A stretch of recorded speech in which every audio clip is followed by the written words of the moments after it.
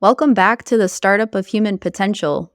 I'm Clifton, And I'm and Victoria. together we're Faces of the Future. Faces of the Future is a startup studio with a personal development platform at the intersection of consciousness, connection, innovation, and well being. We're excited to have you join us on our show today. And today we're joined by Ryan Hodge. So excited to have you here, Ryan. So, Ryan is a coach, therapist, expert in movement, improving human inspiration, human body biomechanics, and the overall emotional human experience. For over the last 12 years, he's been a student and expert both in the space. His modalities include soft tissue hands on, manual manipulation, gua sha, movement therapy, and as a lifelong athlete, doing water polo in college, doing Spartan races, strength and conditioning coaching right out of college, kettlebell competitions, CrossFit, obstacle courses, jiu-jitsu, martial arts. You guys get the idea. This guy loves to move and he knows how to move well. Clifton and Ryan met back in Human Garage, where he was the department head for rehabilitation and training. And back in 2018, he went off on his own to create connection. Welcome, Ryan. Really excited to have you Thank on you. our show. Thank you, Victoria Clifton. I'm so excited to be here. Thank you for the introduction. For our audience members, Ryan is the first movement expert we've had on our show. So we're really excited to dive into the physical body. A lot of times we talk about the quantum, the energetics, the alignment of mind, heart, and soul. And I'm really excited to talk about the body today. Can't wait. Yeah. So I guess I'm curious what brought you to want to help people optimize their biomechanics? My journey definitely started from my childhood because I was an overweight kid Mm. and I grew up with a less than stellar physical ability in a plethora of different things. In like junior high, high school, started to switch the story in terms of getting myself in shape. But where my deep passion escalated was as I saw my athletic career grow. I saw people around me's health decline, in particular, my father's health decline. And when he passed away in Mm. college, it was a big shift of like, oh, this isn't just about being big, strong, fast, skill specific. It's about what's your quality of life and like what are you going to do with this stuff? So that's Mhm. where the shift went to like, I want to help people improve their quality of life, move better, feel better, not just be like the best athlete that they can be.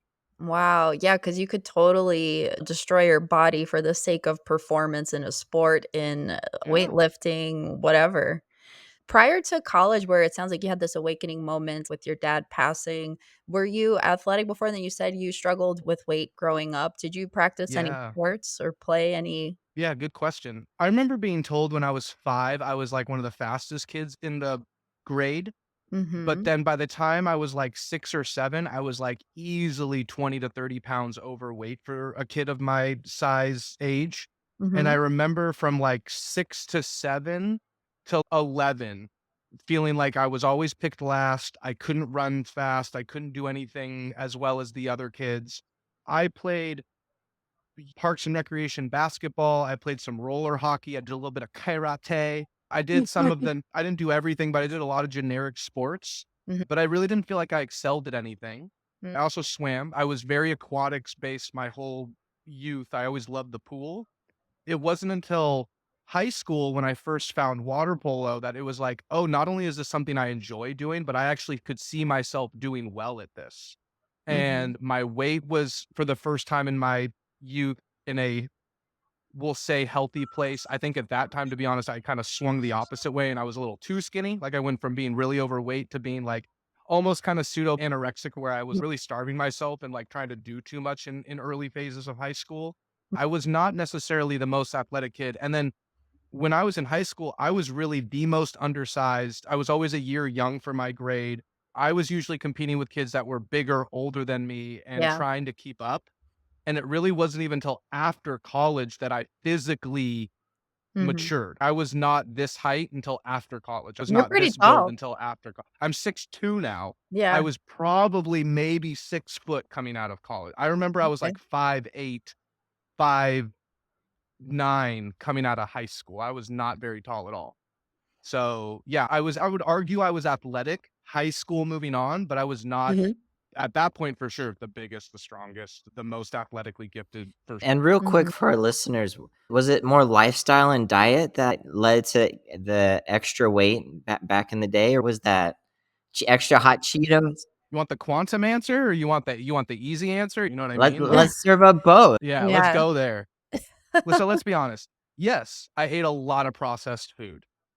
Let's go a little deeper. My parents were divorced since I was 5. I spent a lot of time alone. Yeah. As a kid that spends a lot of time alone in a neighborhood that has really no kids your age, when I would go ride my bike around and not find anyone else at the park, Yeah. you would go home and eat. So, like, It sounds like I my I childhood. I got you. Yeah, I mean, it's America, unfortunately. Yeah. But yeah, it was like 6, 7 years old till junior high. There was just a lot of time that I spent at home eating, watching TV. I was not very active. Video games, love video Mhm. games still today. It was yeah, it's that lifestyle, but I think it comes back to, like, there's the lifestyle, but there's a lot of people that are fit and healthy that have that lifestyle too.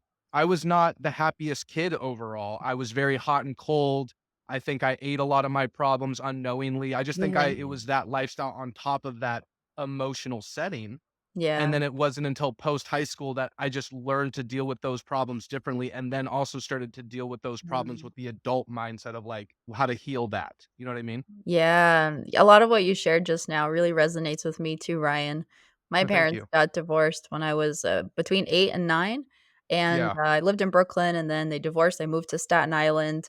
In Brooklyn, I could walk to the park, my friends all lived close by on Staten Island, I'm like, "Where are my friends?" Emotional eating for sure, Yeah. and moving in the middle of the school year, which is challenging because like, all your routines just got disrupted, so it wreaked havoc Totally. on my emotional well-being as well. Sorry to hear that, I totally understand. I mean, it makes you who you are, and, It does. it accelerates your trajectory to growth, so I just wanna chime in and say you weren't the only one who went through that kind of experience. Yeah, so take Yes, us thank you. to the sort of how you got your feet under you. You've gone through this heavy eating. Was it a connection with a sport, an activity? What kind of brought you to like, hey, you know what? I think I'm getting ahead of myself here and I know how to course correct. Interesting. I don't know why this moment popped in my head, so I'll start with this moment, but Mhm. I remember being maybe in 7th or 8th grade, and I just remember at that point in my life, it was not a nice place, but I remember being like, I can't deal with this. This isn't good. I Mhm. gotta change something." And I don't know, what was I, 11 years old? I'm like on the internet and I'm just like, okay, I'm gonna stop drinking soda. And it was like Mm. this decision I made for myself where I'm like, I'm gonna do this Mm. thing. And I saw change from that thing. And so I kind of pulled on that thread and that took me into just Mhm. the evolution. Now, we'll say as an adult, where I feel like I got my footing under me was for sure 4 or 5 years post graduating my undergrad, where I'm starting to get an idea of like, oh, this isn't just about weightlifting or just about cardio. This is a multi-discipline, multi-system thing. So Mhm. there's the catalyst of my like youth to adult and then the catalyst of like my adult to now. So those would be the two I would say. Nice. Yeah, what I'm hearing is even as small as it might be, you decided to be a conscious creator of your life in those areas that you knew how to control. Right. Yes. Yeah, and it's usually good to change 1 or 2 behaviors at a time, and then you start to see a big shift. So for you, the cutting out of the soda, that was the thing that launched it, right? Yep. Yep. And it's funny because you just said like small things is I resonate with that and agree with you. When I look back, the amount of big chunks that I was biting off at periods of my life and like thinking that that was the right way to go. And not that it was wrong by any means, but I can understand now that I think that's a healthier approach with pretty much all things in general is like bite-sized chunks that are more sustainable. And if you can take a little more, take a little more. But Right. I've just seen time and time again that if you go for the big grab 180. right away, Yeah, yes, so if you try to do a big thing, it yeah. usually does not work out. So I think I'm just glad to say that I've stayed consistent Nice. with Yeah, those things. that bite off more Mhm. than you can chew, or the opposite is what happened to me in my conscious awakening was I woke up one day, I was like, "Oh, I'm going to be vegan Satvik." Okay, what does that mean? And, my entire diet is basically the things that I'm now not eating. So my microbiome wasn't Right, ready, my culinary skills were I didn't even know what to buy. right. His culinary skills weren't ready. It's like, Not "Let me ready. just omit the beef and just leave the rice and the spinach on the plate." Right. That's my diet.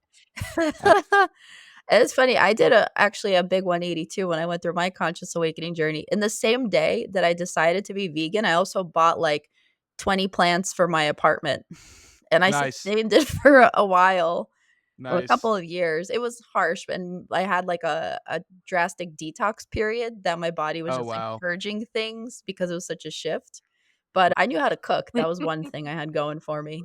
You had that tool. Yeah. She did. She was able to nurture me back to a normal weight. I Right. I mean, sometimes people can take the big bites and make it work, and then sometimes it doesn't work out. I think I just, from my experience of coaching and my experience of my own life, I see where the most success in general happens with the slow, steady Mhm. wins the race protocol. I've bitten off more than I can chew way too many times. Yeah, so speaking of these small bites, catch us up from, like, that soda that you saw that changed to some other changes that got you to Yeah. that post-college shift. Yeah, so the time from the soda to the post call, it'd be like the soda, and then it was like, okay, I'm not gonna have like a little bag of chips with my lunch. Like I remember asking my dad for specific lunch items, and that was a change that I made. And then I remember at 11, 12 years old learning what a calorie was and learning what Mm. calorie counting was. And it's so funny looking back. I vividly remember there was a year period where I thought that like when you go to the cereal box and it says 120 calories on the cereal box, Mhm. I would dump a bunch of cereal in the bowl and be like, that's 120 calories. And I did that for like a year before I realized, because I was like 11, but it was like, oh, there's a 1/4 cup is a serving size. So that happened over the, like all those learning curves happened over the course of a year. The next step that I remember was like, I played one season of Pop Warner football, which was the most intense physical stuff that I had done for at least a couple of years, like a handful of years in my life. So then I started losing weight from that. So I was like, oh, now I got to be more physically active. So I started, I got a membership at the YMCA, started going to the gym multiple times a week and just doing whatever the people there told me to do. That got me to high school. I mean, when I got to high school and I found water polo, it was like, that's what I'm doing for this whole 4 year period. I want to be on varsity. I want to be starting. I want to go to college. I want to play water polo. Like my whole mindset was just like, get good at this thing that you are actually good at because you can swim and a lot of people can't swim and you have good hand-eye coordination even though you're Right. undersized, like you're naturally gifted at this thing. Mhm. So then it was like, okay, I need a lifting routine for water polo in season, out of season. Okay, how much food do I need to eat to be able to like not drag ass at practice? Okay, I got a morning practice, I had afternoon. Oh, now I'm gonna do club water polo. So now I'm playing water Okay. polo year round. Mhm. When I was 16, I had to get a job. So now it's like balancing work life, athlete life. I'm not even in college yet. So like I had a lot of adulting and a lot of maturing that I did over that whole time before I even graduated college. So hopefully you can see it was kind of evolved pretty rapidly until I got to the point where I'm out of college. It's like, I'm not just doing weightlifting and strength conditioning anymore. I'm Mhm. helping people move better, feel better. I'm basically going to turn into some kind of therapist. What kind of therapist? I didn't know at that time, Mhm. but it was like, what I have learned up until this point is a tool, and I want to add to my tool set. Wow. It really sounds like Yeah. the sports program was like that major catalyst and transformation for you. For In high school, yeah. discipline. Yeah. Yeah, I mean, I was very disciplined, fortunately, before, but that, I mean, 4.2 GPA in high school. Like, I didn't have a discipline problem. I had, Mhm. if anything, like I would get test anxiety. I would get afraid that I was going to fail. Like, it was really myself getting the most. Mhm. I was my biggest problem. High So, performer.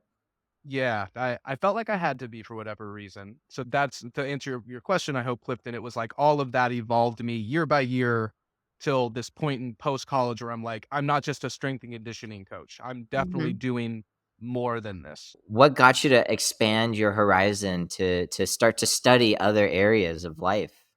Yeah.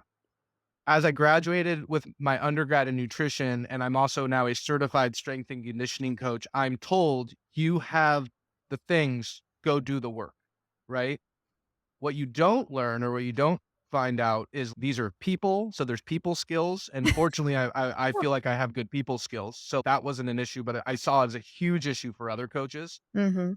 And two, I saw very quickly, you can just sit in your corner and do your thing And some people live with that and they're happy. I can't, like, that's not who I have to be involved in a thing and Mhm. see that this is having like a bigger impact. So I was in a position where at this time in my career, I'm working with the NFL every year does a combine where they're bringing in the new athletes to see kind of like how good are they, if you guys are familiar with the NFL Mhm. combine. So they can get ranked and then we can figure out which one goes first, second, third, fourth in the draft. So it's a big deal because it basically allows these athletes to get valued at very high tickets or very low tickets, depending on how they perform. Mhm. As I was a coach in this camp with these very high level football players that are about to go into the pros and get paid millions of dollars, I saw in this team that I was working with that you are more valuable and you help more by being more versatile. Mhm. So I didn't want to just sit there and count reps or just be the guy that was like, this is how you do the lift properly. It was like, oh, this guy's got a shoulder issue. Mhm. There's this coach over here who understands what's going on and makes adjustments and helps him rehab his shoulder so like he can get better faster and perform. And I was just like, oh, that's better than just what I'm doing right now. So I saw this growth potential, Mhm. and it was like I had to make a kind of not a choice, but I had to get an understanding of, do I just want to stay a strength conditioning coach or do I want to become a physical therapist? Do I want to become a chiropractor? Do I want to become an Mhm. athletic trainer? Do I want to become an acupuncturist? There's all these higher level things that I can stack on top of strength and conditioning. Mhm. So I got to a point where it was like, I want to venture off. And that led to hopefully answer your question, Clifton. It was like, this choice was made that I don't know where direction I'm gonna go, but I have to do more than just the box of strength conditioning. I have to know how Mhm. to help people move better. So that's what led to that. Beautiful. So what did you explore next after strength and conditioning to add on to that skill set? So it I spent 4 years basically I always kept a job as a strength conditioning coach, personal trainer, something in the world of coaching movement, right? And Mhm. exercise. So my skills as a strength conditioning coach never stopped evolving. So you're learning kettlebells, you're learning barbells, you're learning calisthenics, you're learning all the things that you can do in the world of sport and performance. But on top of that, I'm thinking, what is a low hanging fruit that allows me to figure out where to go. And so I started interning with physical therapy clinics, chiropractor clinics. I went to massage therapy school because it was very cheap. And like one of my biggest fears as somebody who kind of paid their own way through college was like, I don't want to go into hundred thousands of dollars into debt and basically stop working so I can learn the stuff that I want Mhm. to be learning while I'm working. I essentially learned from all these different people I was interning with that like I can just go learn the stuff and forfeit the doctorate degree Mhm. but have all of the skills and the things that you need, which is basically what I volunteered to do. So over the course of 5 years, it was take these physical therapy courses, learn from these chiropractors or these chiropractor certifications, learn from these massage therapists, learn from these athletic trainers while being a strength and conditioning coach. Mhm. That leads to seminars and organizations that I start learning through. And now one of the Mhm. organizations that I use a lot of information from, which is the Postural Restoration Institute, which is Mhm. what I showed you guys some of the stuff in our last session. Yeah. These are all things that you don't learn in school traditionally. And so Mhm. I'm very grateful. And I also think I made the right choice for me in the sense that like I am learning all the stuff that I want to learn without having necessarily some of the restrictions financially or like you can't be a acupuncturist in California unless you're an acupuncturist. So if you're a chiropractor and you dry needle, you can't do that. I just didn't want to have to deal with insurance and all of these other things. So Mhm. that's what led to my secondary skills to strength and conditioning, which are kind of now my primary skills, to be honest. Yeah, it sounds a lot like an amalgamation of skills that became your own modality that's Hmm. kinda loosely based on a lot of the influence that you've had from all the other trainings and PRI. Yep. PRI is a huge one. And then there's like just so many other organizations, again, on top of just traditional schooling and traditional coursework. Mhm. And, it's for me, just to really hopefully finish with this, I don't ever want it to stop. I always want to keep learning. And for me, Mhm. it's important that these things are always at a certain interval, re-examined and is this working? Is this helping? Is this doing what I needed to do? Is there something better that I can do? Is there something that I can take away that makes me more efficient? Mhm. So this is a process that I want it to keep evolving. Mhm. Nice. So for our audience members who may not be familiar with what PRI is, Postural Yeah. Institute. Restoration Institute. Okay. What's the movement patterns or what's the intention behind their body of work? Yeah. So first off, like you can go to their website, they have videos, but hopefully I can summarize this pretty well. Mhm. Their science is based behind a lot of different disciplines. So they bring in physical therapists and chiropractors and all the body people. They also have dentists and they also have optometrists and they Mhm. also have cranial sacral people. And so all of these disciplines are looking at the science that is the human body and what is anatomy. And when you open up a cadaver, what is going on right here? And based off of all this science, it's very clear that when you look at the inside of the body as well as the outside of the body, humans have asymmetries and we have them by design.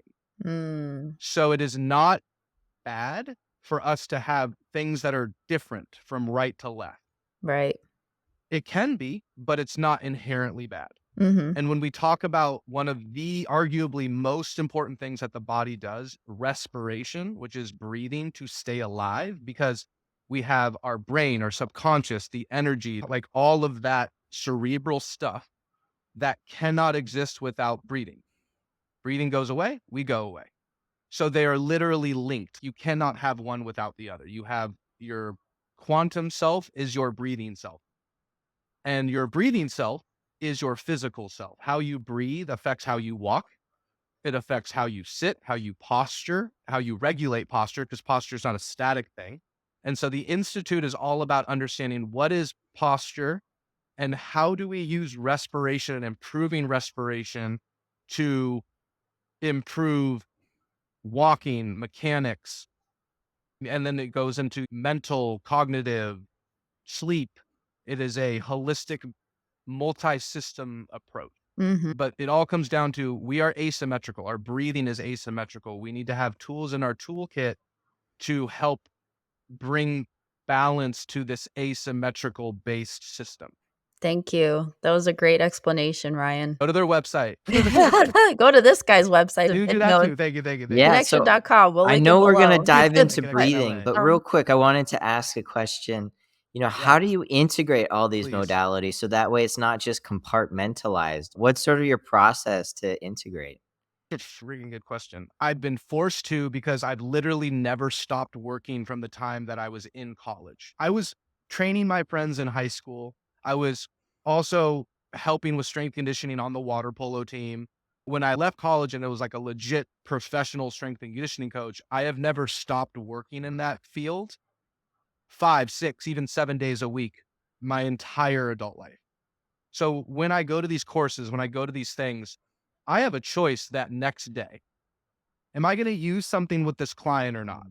mhm. And there would be clients who would be like, oh no, I definitely have no business doing this. But then there'd be a client that'd be like, this is applicable to them. So I had to figure out over sessions, over weeks, over months, over years, like, how does this work? I have, and this is also just unique to me, like some physical therapists only have 15 to 20 minutes with their patients. Some chiros adjust their patients in less than 20 minutes. I'm sure we've all seen these people. That's Mhm. fine. I have an hour with my people. I want an hour with my people. If we can do it in less time, great. But I have an hour where I can do a full on training session, but I could also integrate rehab. I can also integrate breath work or respiration improvement, like whatever you want to call it. I can do soft tissue work. I can do whatever we want in my disciplines is available in that hour. So with this foundation of strength conditioning, it's kind of nice because it's like at the end of the day, we're just going to do training. But if you Mhm. can't train, well, let's do some rehab. Let's do some stretching. Let's do some mobility. Let's do some corrective. Let's do some postural changes. Let's make you walk better. Let's roll out. So it was years of taking course by course and then integrating session by session where it was like, oh, these things I'm really never going to use, but they're in the back of the cabinet if I need to pull them out. But there's a bunch of things that like I'm going to use all the time that really are helpful that a lot of people wouldn't put into their typical, whether you're a PT, a physical therapist, chiro, some people wouldn't do some of the stuff that I'm doing. And if you're a personal trainer, some of the people wouldn't be doing the stuff that I'm doing. So it's nice to have that unique blend. Yeah, when we experienced your sessions a couple of years ago, I think back in 21, I remember you did some soft tissue work on me. We had a massage table you brought in, and so you did the manipulation in the body, Yep. and then talking about how the body's naturally asymmetrical. You were saying that I wasn't breathing in as deeply on the right side of my lungs in the back. So then you gave me exercises to stand against the wall, kind of doing a wall sit, and then like Yeah. breathe, crunch forward and then expand, and I just started reintegrating those movements again. Nice. I'd love to see you do it.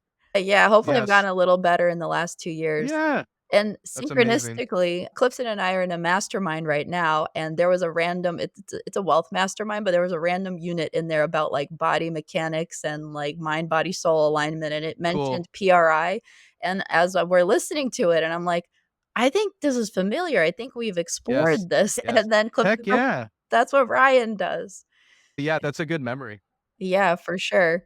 For a little while, I stopped doing yoga because yoga, for me anyway, perpetuated the asymmetry because, like, you can twist Yeah. more on one side than you can twist on the other, Right. and I know, like you had shared, it's good to rehabilitate the body before you start to take on some sort of strength training or some yoga postures or something. Or figure out how to integrate them in a way that's net positive, you know what I Yeah. mean?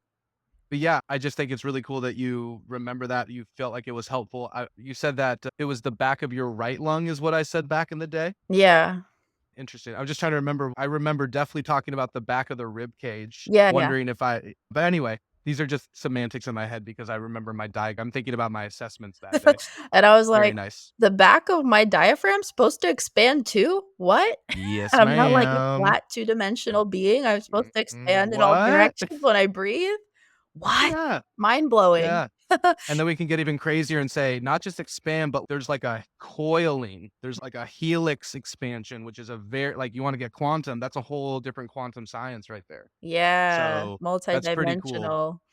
Yes. Yeah, and we're interested in diving in with you, Ryan, about how, body mechanics help regulate your fight or flight or Hmm. sympathetic nervous system Hmm. response, how certain postures put us in a state of, like, we feel like we can't breathe, so that stresses out our mind, stresses out our bodies, and then people are walking around like this, so tense and tight and wound up, and then by the time they see you, maybe they wanna, like, explode. Yeah. Or when they see Yeah. us. Yeah, so let's Yes. go there. This is Let's dive fascinating. into, as you Yeah. say, where Let's sort of go the there. physical and the quantum connect, and people going through Yeah. conscious Yeah. awakenings or things of that nature. It can be a stress on their nervous system. They can be very ungrounded through that process. They can have shortness of breath. Yes. So let's just dive in with that Yes. intersection of the breath and the nervous system, and would love Yes. to understand your mastery of your current understanding, which I know always grows, which is great. And then we can maybe after that dive into some practical tools that people could take at home. Perfect.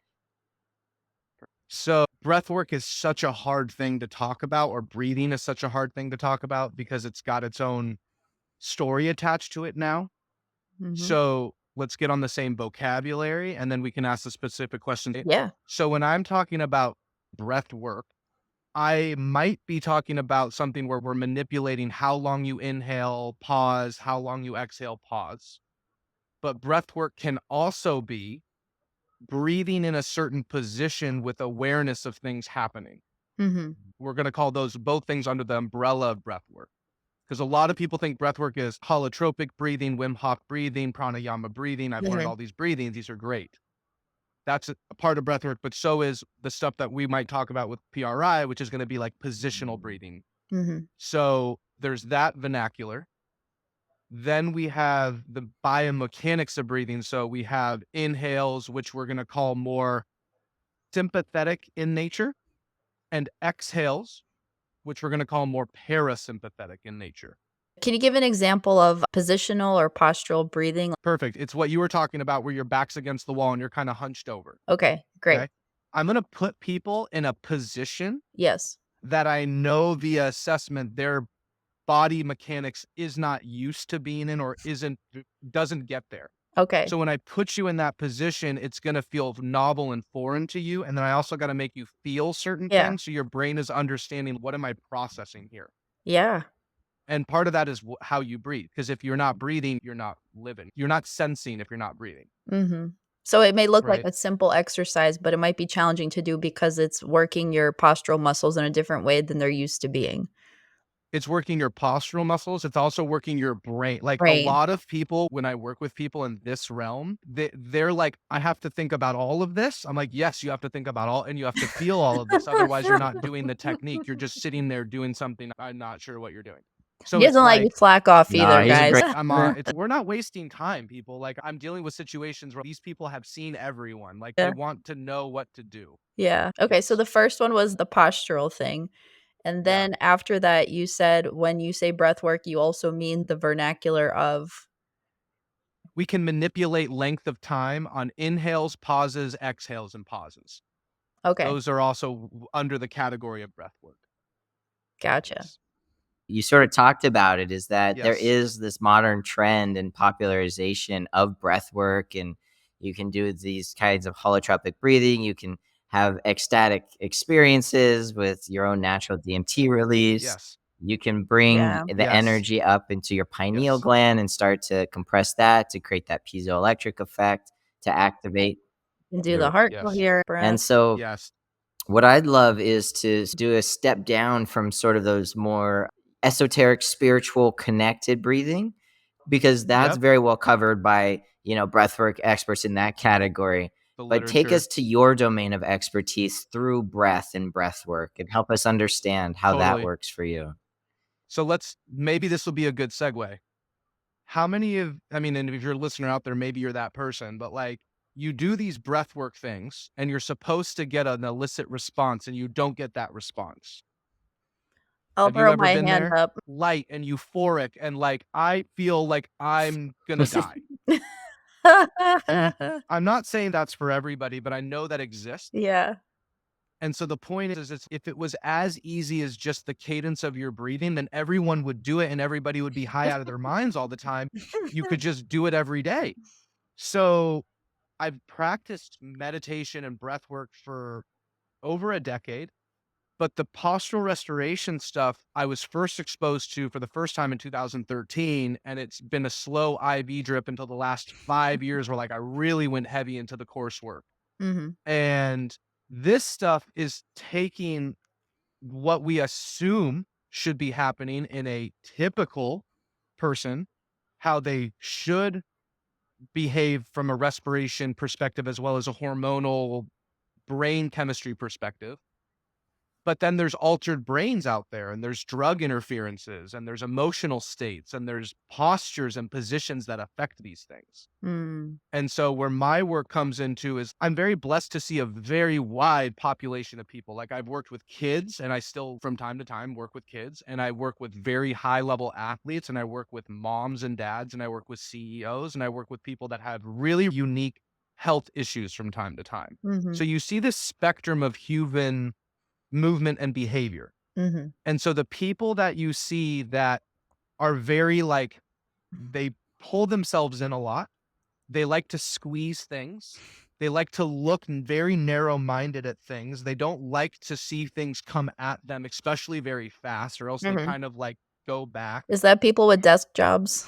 So this is an interesting question is I would just argue that modern society makes that de-evolution happen faster. Okay. So it could be a desk job, but there's Yeah. people with desk jobs that are totally fine. Well, they created that opportunity to have that desk job where they already have the postural inclination of what you're just talking That's about. exactly right. So that's why you would find in like tech jobs and these jobs that are confined, they're Mhm. isolated. I'm always thinking about what's the next thing and what am I doing? And I'm never opening up my senses and my experience. Thinking divergently, That expansively. perfect word. And those people who are always trying to force a manifestation don't surrender to receive from the universe because they're not Mhm. physically Amen. capable.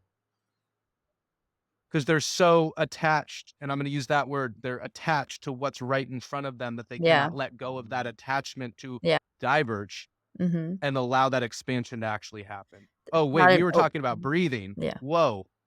So this is all connected. And when I'm working with people, they come to me because they have back pain, they have neck pain, they have shoulder pain, they have an itis, Mhm. they have, it could be tendonitis, it could be diverticulitis. But most of the people that I see, they're trying to be active, they're trying to be healthy, they have been active, they have been healthy, they have this thing that they can't figure out, and they've seen all the different people. And so by the time they come to me, I'm showing them something that's different, that's having a positive effect, and then that allows us to kind of pull on the holistic thread. Yeah. And then this work goes on top of other lifestyle works. But to Mhm. get specific to the breathing and posture stuff, we were just talking about how like phones, modern lifestyle, concrete and asphalt and man-made surfaces and man-made Yeah. shoes and all these things that like literally if you take our modern person and you just time warp them Mhm. 150 years, which isn't that long ago on an evolutionary time scale, Mhm. they would not last a week. They wouldn't know how to hunt, they wouldn't know how to fish, they wouldn't know how to climb, they wouldn't know how to plant, they wouldn't know how to carry things, they Modern wouldn't day know how to people find can't even shelter. ground, They ca let alone right? hunt. Right? So this is a very multi-layered situation, but Yeah. my job is to assess these people and be like, this is what you can't do. Mhm. Let's get you better at what you can't do. And then because you're better at what you can't do, you can go do the stuff that you enjoy doing more, hopefully. Mhm. Sounds like shadow work for the physical body. Here- Yeah. Here's a Sure. block you have. Let's work Sure. on it. Do you make, like, recommendations for shoes and all the lifestyle Yes. tweaks and whatnot? Yes. So, fun fact, Postural Restoration Institute has their own shoe list, and then you can, Mm. as a practitioner, do tests to see what shoe is most appropriate. Yeah. Shoes and the shoe list is because of man-made stuff. If you can get on a trail, if you can get on dirt, grass, sand, mud, Mhm. natural surfaces, you don't necessarily need those shoes. You could wear a minimalist shoe or you could go barefoot.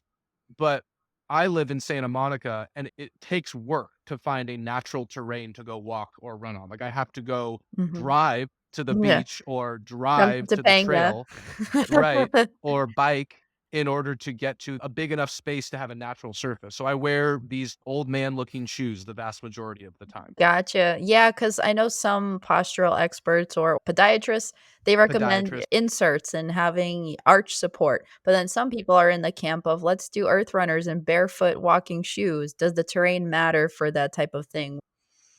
Those are gonna be we're gonna call them 2 different camps, and I Mhm. think each one has legitimacy in some way, shape, or form at a certain place and time. So, I'm gonna go with a couple of different scenarios so people don't think I'm crazy, and you can test all this stuff, right? So, I'm going based off of information that I've cleared on my table in my person in front of me. You have a normal foot, normal mechanics, you can probably go run, walk in a natural surface and be fine. You have a bad foot, you might need a specific shoe or orthotic even on a natural surface, What is a right? Those are bad 2 foot? different scenarios. So, like, you got drop foot, meaning your foot Okay. doesn't dorsiflex properly, or you got metatarsals that are fused, or you got something is hardware wrong, or something is hardware compromised with your foot. It doesn't behave the way a foot should behave in a normal environment. So you need something to Okay. allow you to move normally, What about right? high So there's arches? so you can test for why people have high arches. And I would say that there's probably a reason why they have high arches. And so if we're trying to get the arches lower, there's ways to do that. And that might include, Mhm. for some people, getting an orthotic that gives their arch a little bit of contact with something, but then over time you have to drop that. And or you could put that person in a natural environment like sand, barefoot, where you say to them as you walk, I want you to feel the arch of your foot squish the sand. And they Mm. got to figure out how to do that over time. So there's a time and a place for all these things. What I don't believe is unless you're that person with a hardware challenged foot or maybe an ankle, knee, hip, like something is not working properly because of maybe there was a bad surgery or you were just born that way. I think that most people have the goods and the ability to progress to less shoe wear in a natural environment over time. Mhm. But most people are going to live in the modern world. So you're probably going to need to wear a combination of man made cushiony shoes with a little bit of more minimalist shoes and go back and forth. Mm. Thank you. You're welcome. That's awesome. And so, if we go back to the breath, how can our Yep. listeners understand if they've got something that they need to deal with. So unless you're doing like a yoga move that you've never been able to do, maybe, which is me, I might need to go see you. Can you Uh, touch your toes yet? Sorry. every step forward is Come like see two that. steps back after a while. But Yes. I know We're that gonna there's get you to simple touch your toes. adjustments for me, and you have been able to do it. So my belief system, I'll suspend that I'll touch my toes one day. Trauma from fourth Yes. grade PE class. But anyway, All so right. outside of that, and like, oh wow, I've got an injury or an issue, or I'd like to actually be able to do a yoga flow sequence without 5 blocks and a strap. Or like, oh, hey, I'm doing breath work and I'm not actually able to get to that state that I'm trying to get into. What's sort of 80% of the time that we're breathing, or the 99% of the time that we're breathing? What are some tips or Mm. things for our listeners to tune into to say, hey, you know what? I should probably consider breath work or some sort of postural breath correction. Perfect. I think the easiest inception point is the nose. So if you catch yourself not nose breathing, I'm going to call that a warning light on Mm. the car dashboard. Mm. Unless you're talking, you're nose breathing. Unless you're doing something very effortful for a sustained period of time, such as jogging or running, and you need to go from a heart rate zone 1, 2 to a heart rate zone 3, 4. I mean, you can technically nose breathe in higher heart rate zones when you learn how to train that way. But the average person, I'll be standing or sitting next to somebody and I'll hear, Or they just did a that's flight not of stairs. that's not, or they're just Mm. sitting there. Just sitting. Oh, wow. That's not normal, Mm. but that's what humans do. So if you're not nose breathing like all the time, another big one. I know people that do this to this day. You're talking to them, you're sitting around, Other side, huh? talking to them, you're sitting around, like they take a breath or a sigh, Yeah. like just ran, like you're just like, is Or this like a a thing you just gasp. do? It's like a Or gasp a for gasp? It's air. usually a gasp. Mm. Yep. And that's usually because they're breathing shallow. I'm trying to think of other kind of obvious ones. Yeah. You wake up with dry mouth. You wake up and you're not breathing out of your nose. Your nose is clogged a lot. A lot of people think that they can't breathe through their nose because their nose is clogged, but really their nose is clogged because they don't breathe through their nose. I've heard that before, actually recently. So you're the Yeah. second time I'm hearing that this week. Lots of good books out there that reinforce Mhm. this stuff. Mouth tapings become very Mhm. popular for sleep. I mean, I've had people mouth tape when they're just working at their desk. Mm. I've had people try to work out only nose breathing. That's a fun one. That's a really Yeah. good brain manipulator. Yeah. I notice I hold my breath sometimes if I'm doing an exercise I don't like. You But don't feel safe. yeah. I guess Clifton and I kinda, we switch off at the gym, we do the same machine, so we watch how the other one does and gives feedback to the best of our abilities and Excellent. expertise, and, when I'm doing something I don't like, I have this, like, very serious face on, like a grimace. Yes. So let's Yes. talk about those breathing That's a patterns. What thing. is that doing to the nervous system? Yeah. You're just higher fight or flight. Mhm, So, okay, you have the parasympathetic and the sympathetic, right? mhm. And they're always dancing, right? But they can also dance Mm. like this. Yeah. You know what I mean? And they can For dance like this. yeah, for our listeners who are listening to Oh the yeah, audio sorry, there can be podcast, higher, lower, one is much higher than the other, like meaning a most scale. people in a modern day lifestyle in a sympathetic state. I don't know anyone who's overly parasympathetic. Maybe a monk They're on a not in mountain. modern. I was gonna say they're not in the modern world. No. They're definitely not. So there's that dance that's always going on. And anytime you have any kind of breathing dysfunction, guaranteed you're more sympathetic. You Mm, have to be. You just have to be. So there's a lot of people. It's so interesting to see the people that I've worked with. This just happens randomly over time, right? Where it's you start working with somebody and then they start saying to you stuff like the first thing you'll hear is, "Oh, I've been sleeping so good recently. Oh, I just mm. sleep so well." Hell yeah. How does that feel? Oh, it feels so good when I wake up. I feel like so that's one thing. Wow. And then it's like, "Oh, I just feel like I focus so much better." Yeah. And then it's, "Oh, I just feel like things are just like you can just feel their Mm. energy improve." Yeah. And I'm blessed to work with people that do the shadow work and they've been Like doing all the breath work and all the things, but they haven't had let's just say the goods internally, the systems like the mechanical systems to Mhm. support the work the way it's intended to be done. Yeah. So it's really cool when you put these modalities into a person's lifestyle, whether it's a training routine, whether they're just doing it before bed, whether they're doing it in their work flow, Mhm. and they notice how it has these kind of like, it doesn't just make their shoulder feel better. They feel better. Like they perform better. It's really Wow. interesting. So that shift of that parasympathetic, sympathetic via positional breathing, when done properly over the right frequency and dose, can totally start to just that alone shift some of those parasympathetic, sympathetic balances. And for our listeners who may not be as familiar with parasympathetic and sympathetic, so sympathetic is fight or flight, escaping danger, high stress mode, putting out fires, very Yes. convergently focused. Parasympathetic is more like rest and digest, divergent focus, more Relax. expansive, relaxed, easeful. You see more of the possibilities of life. There's more Yes. creativity, more focus, more flow, maybe an alpha brainwave state that goes with that. Totally. And I love that you broke that down. Let's also just be like, is either one good or bad?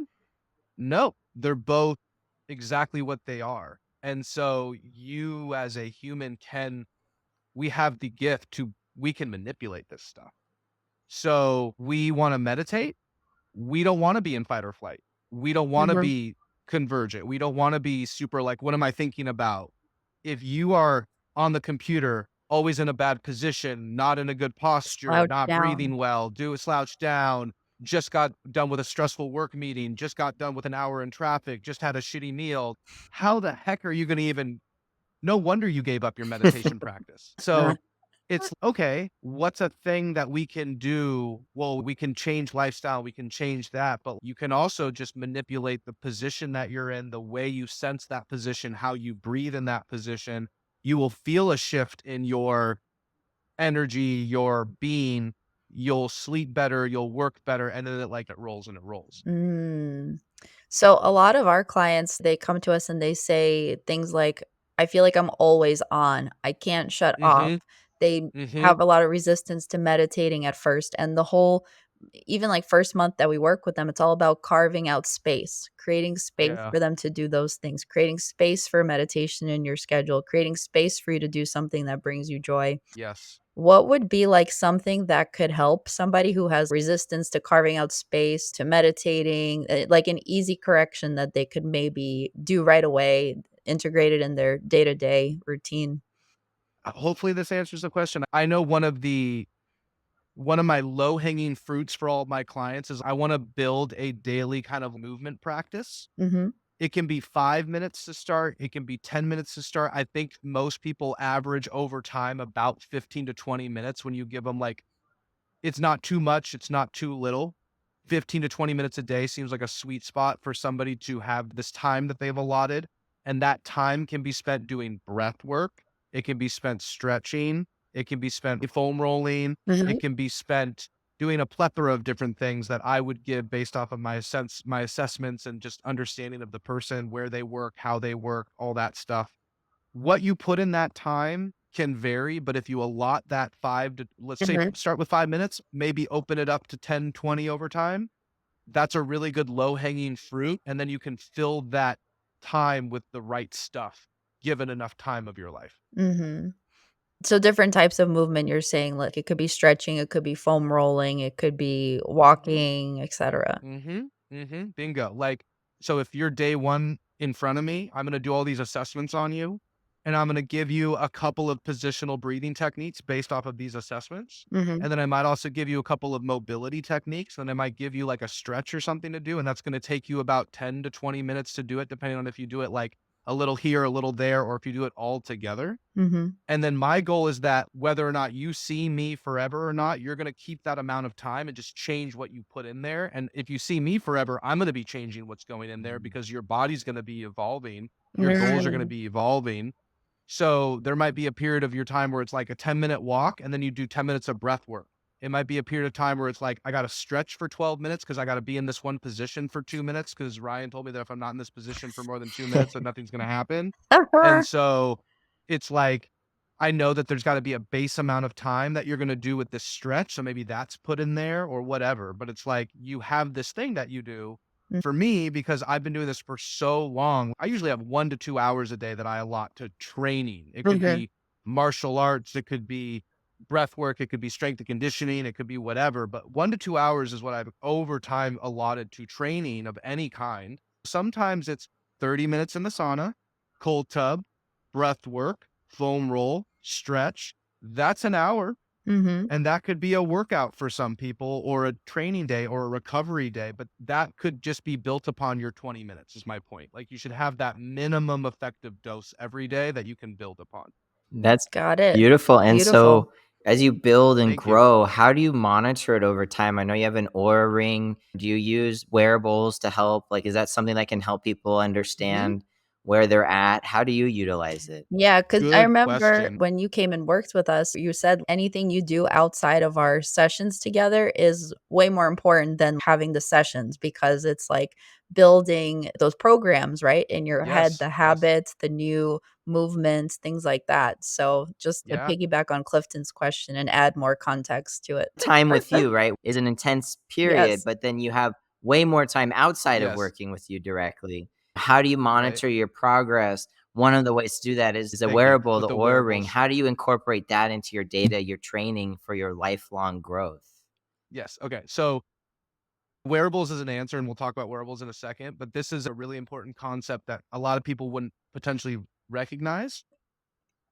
A lot of what I do is similar to, let's just say, a car mechanic, where I want to see someone on an interval, check in the brake lights, check in the fluid, and be checking things under the hood and say, well, last time I saw you, your shoulder rotation was here, but right now it's less than that. So that's not Mm. normal. The human body has so many things that you can objectively test that are multi-related. It's not just a function of your shoulder, it's a function of your respiration, it's a function of your cognitive ability, it's a function of your ability to feel your body shift from side to side. So it's like I have these things that are important to that person in front of me based off of their injury history or their specific goals that I think every 3, 6, 12 months should be rechecked. Mhm.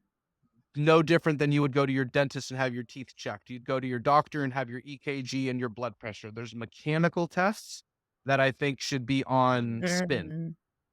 Wearables are good because they just give you other pieces of information to go on top of that. I think the Whoop, the Aura, the Apple Watch, I think using that for primarily two things is the best. HRV, Mhm. respiratory rate or resting heart rate, ideally over your sleep period.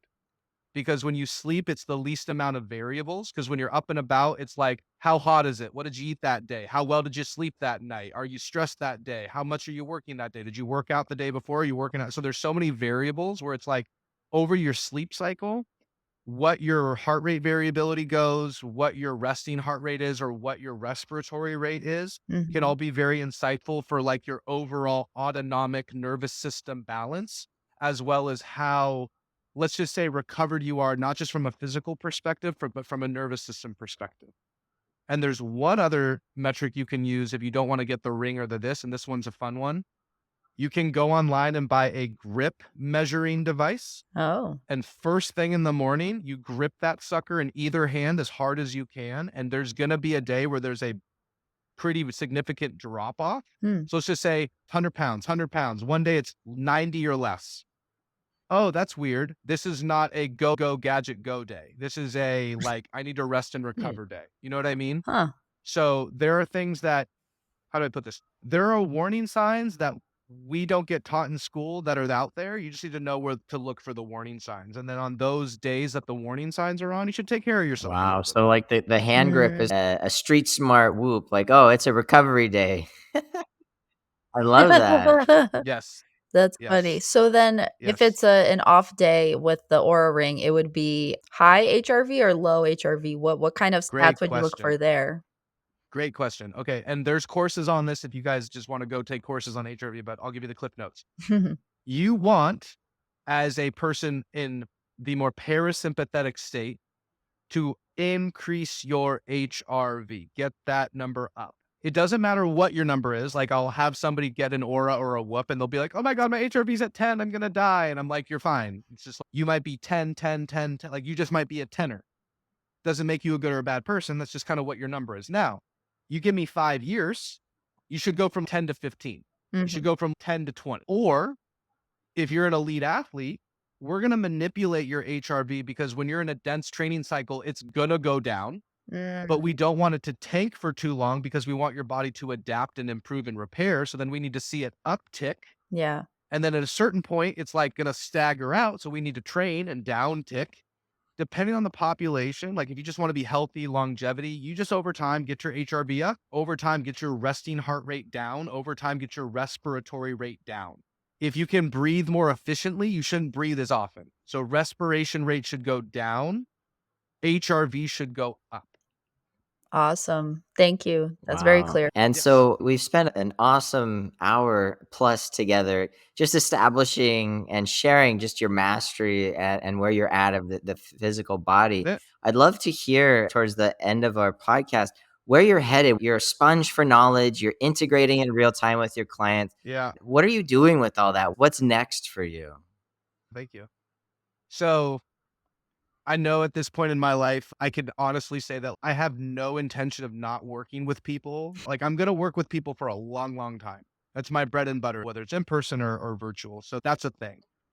Where am I headed? I'm always learning. I'll be quite honest. The PRI stuff, the posture restoration stuff, like most people that I know that are very smart, there's so much to digest there. You can spend a lot of time just going into that rabbit hole. So I will always continue to go into that rabbit hole. But then it's also what other things can I learn as technology evolves? We have kinesiotaping courses that I've taken. We have different instruments that you can learn to Mhm. do soft tissue work. I like to keep my hand to the pulse of anything that's going on in the physical realm. If there's new training equipment or some kind of new training modality, do I understand it? But then if I were to kind of step outside that realm, outside of that time, I just think of that as like self-development. Like, I Yeah. love what you guys do. Whatever my business is, I want to continue to grow and evolve that business in a healthy, fun way that works for me. My first virtual course, the system on training clubs available. So I want to start getting into virtual education, virtual coaching realm. I think I'm going to be dabbling my foot in quite a few things for the next couple of years. What is a training club? So I love this instrument is called an Indian club. Okay. I think training club makes more sense because I don't know, Indian club is like Native American, Indian. What are we talking about here? Is it So I'm exclusive calling them club? yeah, it could be an exclusive club that we create, but there's a thing called a Indian club or a training club that I'm creating a course on. A physical And so instrument. with a physical instrument, you hold them with your hands, you swing them around, Uh, or in my course, you would learn that you can use them to improve the mobility, the flexibility of your shoulders, your shoulder blades, your rib cage. mhm. With this course, you're going to have a way of working with me virtually. So that way you don't have to wait 2 weeks, 2 months, 2 years to see me in person or get some information from me in person. And what Wow. is it about shoulder mobility that's so important in today's day and age? Is that one of the symptoms of the, like, hunched over, poor breathing, You want the overtaxed quantum nervous answer? system? What is it about that? You could go any which way with all of your knowledge, and this is your course. There's gotta be some magic juju Yes, in it that I love that. There's magic juju in hopefully everything that I'm teaching, but I picked the training clubs for a couple of reasons. So, number one, let's start with the stuff that's near and dear to my heart. You know, I was a water polo player. I've had a tremendous amount of shoulder injuries and problems in my athletic career. I'm very happy that I can do a lot of things with my shoulders that doctors told me I shouldn't be able to do. And so Mm. the Indian training clubs, I've used them since I graduated. I was first exposed to them right after I graduated college and then really got into them about 2013. And they're this one tool that like I've always had them with me and everywhere in the world I go, I'm usually just using them at some point, and people always come up to me and are like, "What are those? What do you do with those? How heavy are those What for?" is it And made so, out of? I'm well, wondering, yeah, like it's plastic. I Okay. mean, they can be made out of wood traditionally. They can be made out of a number of different objects, but the idea is that they are just something that I've always used. They've helped me with my own shoulder, upper extremity health. But then as my knowledge has increased, and especially when I look at things through the different lenses of stuff that I've learned, in particular the PRI lens, Humans evolved, we walk on 2 feet, we don't walk on 4. Mhm, So these upper extremities are designed to be free. These upper mhm, extremities are designed to do things and be aware. Like your brain wants to know without looking. Like I know my hands are moving without looking at my hands. It's just like patterning of the human experience. So when we think about these people who never get this, and mhm, I can put this really light, it's not heavy, it's not supposed to be heavy, it's light, and you're supposed to feel, like, fun swinging it, it's supposed to be enjoyable, and that light swinging motion is kinda distracting and opening up the shoulder joint space, mm, and if I have you move and swing and breathe in certain ways, I know air is going to certain parts of your body that you're probably not breathing to regularly, and you're gonna get circulation, and you're gonna get endorphins, and you're gonna feel good, and maybe you're gonna laugh mm. and have a good time. And then when you're done, you're gonna be like, "Oh my god, my shoulder feels better. I'm gonna go smack this beach volleyball like no one's business." And so I think that there is just so many. There's such a like everyone knows kettlebells now. I don't think there's a Indian club training guy out there that people know of, and I'm like, Right. "I love this tool." So I think I'm just gonna bring this tool to the market and hit it not just from like, "This is my shoulder health swinging protocol." It's like, "No, this is a really versatile tool that you can do a bunch of things with, and you're gonna be able to use these tests that I show you as an objective measurement that before and after these movements you Mhm. do, your shoulder moves better." Wow, that's Yeah. amazing. I, Thank you. sense a fad coming about the next hot thing in movement, like Let's Zumba go. or Taibo Yes. or some kind Yes. of movement style. I know those are a Yes. little throwback. I did both No, back in the yes. day. Hell yeah, do it. Indian club training clubs, we're coming in hot in No. 2024. That's right. That's Nice. Well, we're awesome. we're Thank you. So we're yeah, so that's excited to that's what I'm see how trying it to do. all comes together because we know it's an amalgamation and combination of all your training, and you found this as your go-to-market strategy and your product. And so, what are some ways that our listeners can get a hold of you or just participate in this movement? Totally. Easiest way to get a hold of me, go on Instagram, D as in Donald, R as in Ryan, H as in Hodge, dot connection with a K. You can just message me on Instagram. I don't go on Instagram and post, but I message people a lot because just a lot of people are on there. You can also go to my LinkedIn if you want to message me. I also have my website, connectionla.com. You can email me through there, but I'm just the most accessible through Instagram by the majority Mhm. of my clientele. And it's Connection, Kinecttion. Yes, because of kinesis, Yes. movement, connection, and then LA for Los Angeles. So, Awesome. Well, it was a pleasure having you on our show today, Ryan. uh, Love the thank you. conversation. It was a lot of fun. Thank you. I really wanna have more conversations that are, practical, tangible, things people can do right away, and ways that they can put their wellness and lifestyle back in their own hands, be in control of their own health, and I think you're such an empowering force in that community, and I'm really excited for what's to come for you with the Indian Thank you. clubs, so thank you so much for joining And today. we always have one final Anytime. question. Yeah, what does human potential mean to you, Ryan? To me, human potential means that if I'm looking at this N equals one experiment of this individual, that could be myself. I'm going to take this thing that I'm working with and I'm just going to ride it to its upper limits.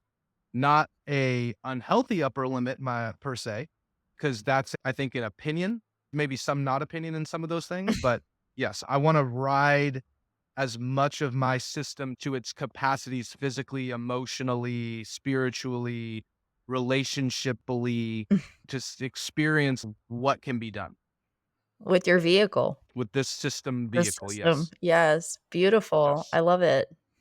Thank you. Well, thank you all for joining us today. Thanks for tuning in and really look forward to talking with you all next time. Thanks for having me, guys. I really appreciate it.